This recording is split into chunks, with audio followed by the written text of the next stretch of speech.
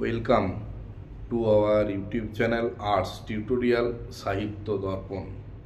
মাধ্যমিক উচ্চ মাধ্যমিক পরীক্ষার্থীদের জন্য বিশেষ সংবাদ, গুরুত্বপূর্ণ সংবাদ। তোমরা আগে অবগত হয়েছ, তবুও বলি যে পরীক্ষা 9:45 থেকে শুরু হচ্ছে। 12টা থেকে যে পরীক্ষার সময়সূচি ছিল, সময়সূচি পরিবর্তন হচ্ছে, ডেট পরিবর্তন হচ্ছে না, মাথায় এটা ঢুকিয়ে নাও। সময়সূচিটা শুধুমাত্র পরিবর্তন হচ্ছে, 9:45 থেকে পরীক্ষা শুরু হবে এবং এবং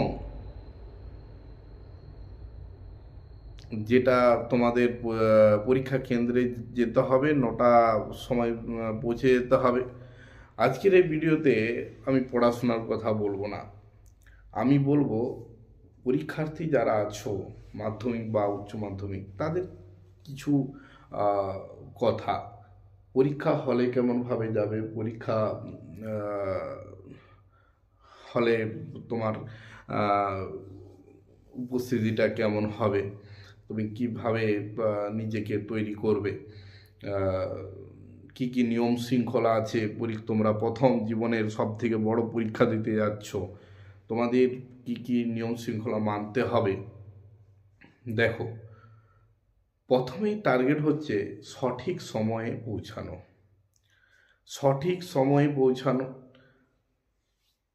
আগামীকাল আমি পরীক্ষা দিতে যাব, তাহলে তারপর আগের দিন রাত্রেবেলায় খুব তাড়াতাড়ি ঘুমোতে চলে যাবে। রাত থেকে পড়ার কোনো প্রয়োজন নেই, মাথায় থাকবে আমার 9:45 থেকে পরীক্ষা শুরু, আমাকে 9টার পূর্বে আমাকে পরীক্ষার হলে পৌঁছে যেতে হবে এবং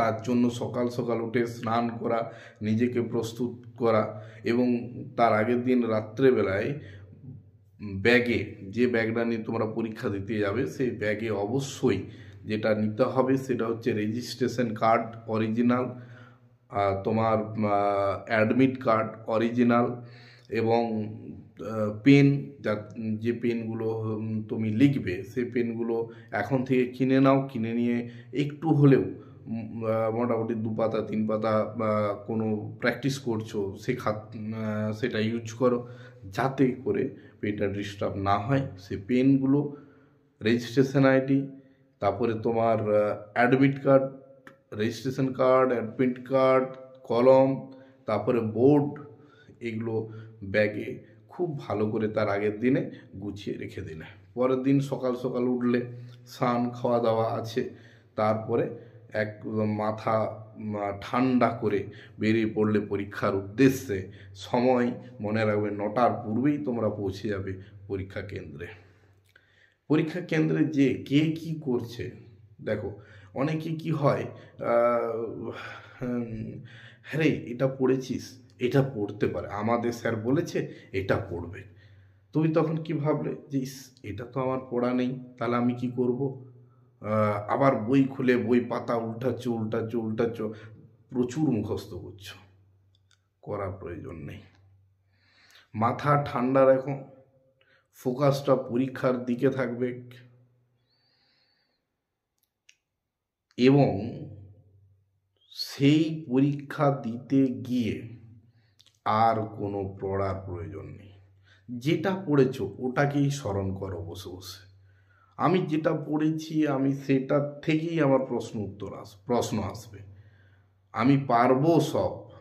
কে তোমাকে রামসাম যদু মধু এসে বলে দিল যে এটা পড়বে, আমাদের স্যার বলেছে, তুমিও পাতা উল্টাতে শুরু করে দিলে বই খুঁজতে? এটা করো না কিন্তু।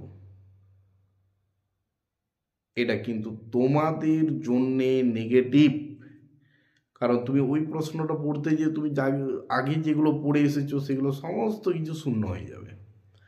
তাই মাথা ঠান্ডা রাখো, পরীক্ষার হলে প্রবেশের পূর্বে আরেকবার ভালো করে চেক করে নিও registration card original, admit card original, জলের বোতল, পিচবোর্ড নিয়ে তোমরা সুশৃঙ্খলভাবে স্কুলের ইউনিফর্ম পরে, কারণ তোমার স্কুলে যেহেতু বাইরে স্কুলে যাচ্ছ, এটা তোমার স্কুলের মান সম্মান এটা জড়িয়ে আছে।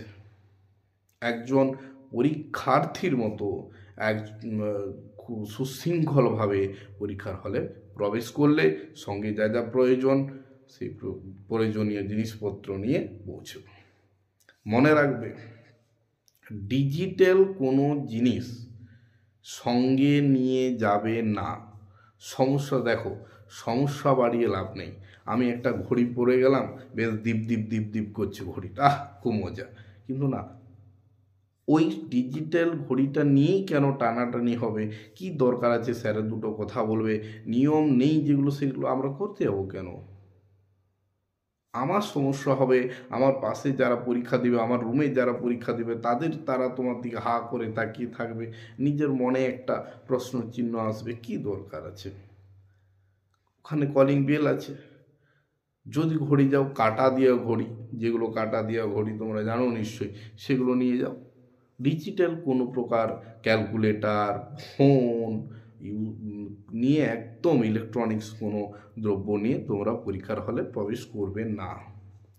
পরীক্ষার হলে সিসিটিভি থাকবে। আর একটা কথা বলে রাখি, যারা দুষ্টু বুদ্ধি কাজে লাগাও, যে তোমরা যে সমস্ত মানে অসৎ উপায় অবলম্বন করতে চাও, আমি তাদের উদ্দেশ্য বলি, দেখো ভাই, করে লাভ নেই। কি দরকার আছে বলো? দুটো অসৎ উপায় অবলম্বন করে কত নাম্বার পাবে? করে হয় না। পড়াশোনা তো করতে হয় নাকি? তাহলে সবাই তো, কেউ পড়াশোনা না করলে সবাই তো ওই অসৎ উপায় অবলম্বন করেই নাম্বার পেত, কিন্তু না ভাই, এরকম করে হয় না। এটা করো না, বিকজ সমস্যার সৃষ্টি হবে। এইবারে পরীক্ষার্থীদের পরীক্ষাটা কিন্তু অন্যভাবে হবে, কঠোর নিয়ম শৃঙ্খলা থাকবে, এতে সমস্যার সৃষ্টি করে লাভ নেই। অসৎ উপায় তোমরা অবলম্বন করবে না, আমি আশা করছি। করো না এটা। প্রথমবারে ওয়ার্নিং দিবে, দ্বিতীয়বারে খাতার সাথে তোমার রোল নাম্বারটা লিখবে, স্যার ওটাতে সই করে দিয়ে স্ট্যাপল করে দেবে তোমার খাতার সাথে, তো ভালো হবে? হবে না। এইসব মাথার মধ্যে চাপ নিও না, একদম ঠান্ডা মাথায় পরীক্ষা দেবে। কোনো এমার্জেন্সি ছাড়া 1 ঘন্টার পূর্বে বাইরে বেরোতে দেবে না। সিসিটিভি থাকছে, বাইরে 1 ঘন্টার পূর্বে বেরোতে দেবে না। যা করার তোমরা বাইরে করে তারপর পরীক্ষার হলে প্রবেশ করবে।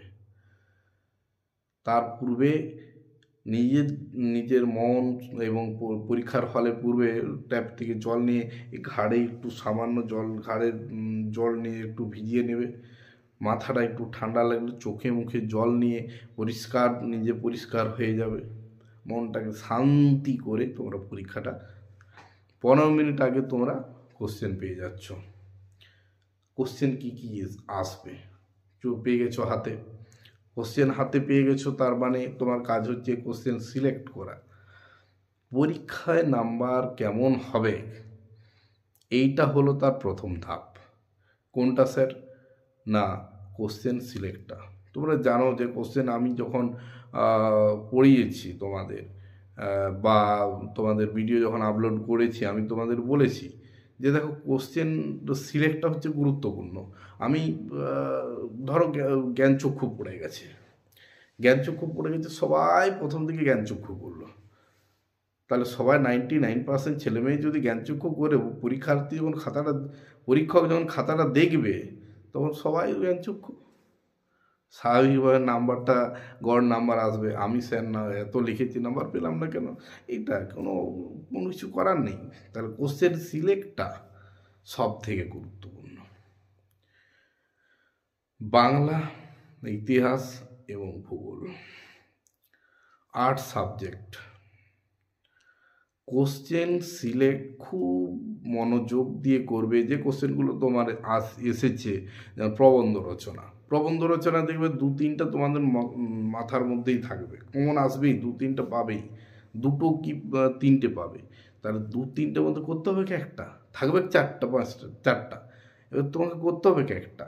আমি কোনটা করলে আমি পরিপূর্ণ উত্তরটা নামাতে পারবো, এইটাই হচ্ছে কোশ্চেন সিলেক্ট।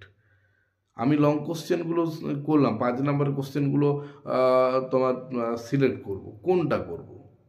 পথের দাবি থেকে করব, বহুরূপী থেকে করব, সেটা কোশ্চেন সিলেক্টটা ঠিকঠাক করে করতে হবে।